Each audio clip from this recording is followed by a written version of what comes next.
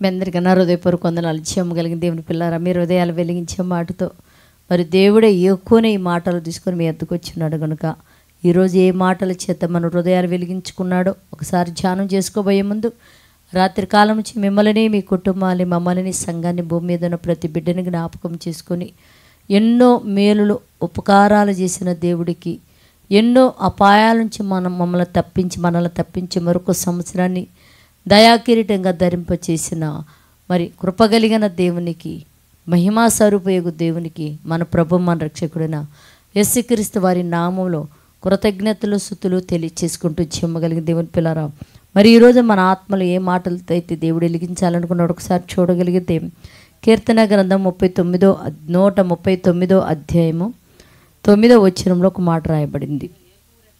నేను ఏకువ రెక్కలు కట్టుకొని సంబంధ దిగంబరులు అంటే సముద్రములు నీళ్ళ కింద పడుకొని ఉన్నానో అక్కడను నీ చేయి నన్ను నడిపించును అని రాయబడింది. దేవుని పిల్లరా, నీ కుడి చేయి నన్ను పట్టుకును అని రాయబడింది. అంటే నేను ఏకు రెక్కలు కట్టుకొని సముద్రపు దిగంబరంలో నేను అంటే సముద్రములో అడుగున నేను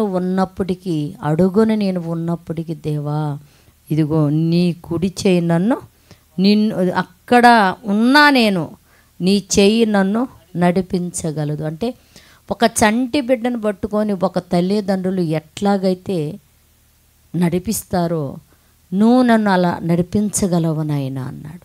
నీ కుడి చేయి నన్ను పట్టుకుంటుంది అని రాయబడింది. దేవుని పిల్లారా, అంటే కుడి చేయి అనే మాట అంటే దేవుని పిల్లారా ఎడమ చేయి కుడి చేయకున్నంత బలం దేవుని పిల్లారా ఎడమ చేయికి ఉండదు.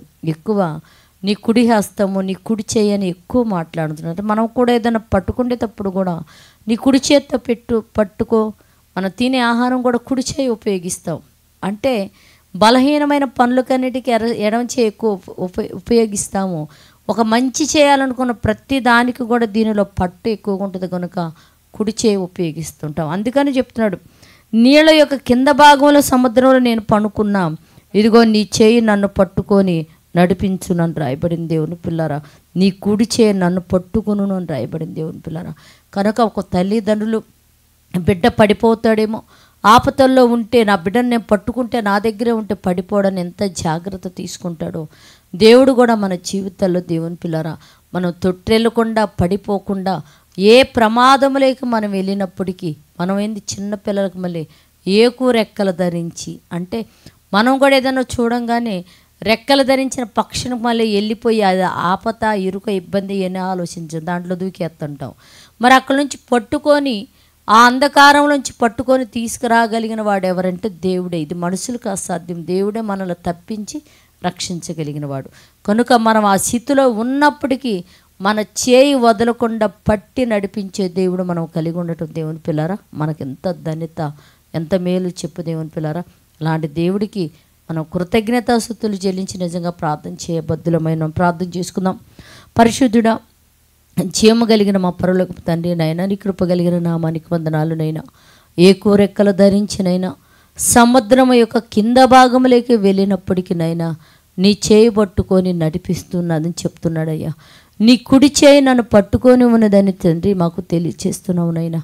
అవునయ్యా, మేము కూడా ఏ కోరెక్కలు ధరించినైనా ఒక ప్రమాదములేకనైనా మేము పరుగులెడుతున్నప్పుడునైనా నీ చేయి మమ్మల్ని పట్టుకొని నడిపించింది. నీ కుడి చేయి వదలకుండా మమ్మల్ని పట్టుకొని ఉన్నది కనుకే తండ్రి మేము జీవిస్తున్నాం, బ్రతుకుతున్నాం నా తండ్రి.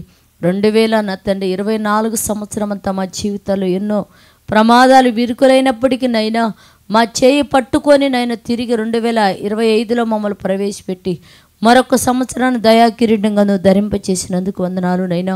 ఈ సంవత్సరం అంతా కూడా నా తండ్రి నైనా నీ చేయి పట్టుకొని ఒక ఎలుగు మార్గంలో నడిచే జీవితాలు భూమి మీద మాకందరికి అనుగ్రహించి సహాయం చేయమని మా రక్షకుడు నీ కుమారుడు యేసుక్రీస్తు వారి నామములో ప్రార్థన అడుగుతున్నాము తండ్రి, ఆమేన్.